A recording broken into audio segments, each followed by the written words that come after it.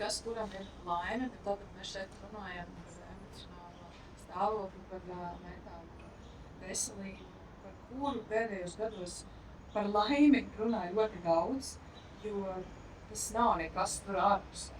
Tas ir absolūti saistīts ar to, kas notiek mūsu iekšpusē.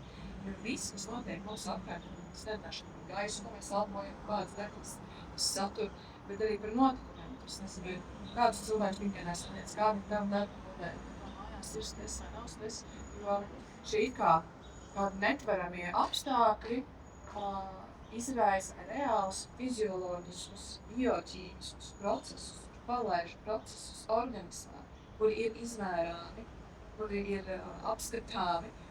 Un, tā kā, piemēram, ģimenes locekļa zaudējums var ierosināt konkrētu slimību veidus. Ja? Tajā skaitā, piemēram, onkoloģija.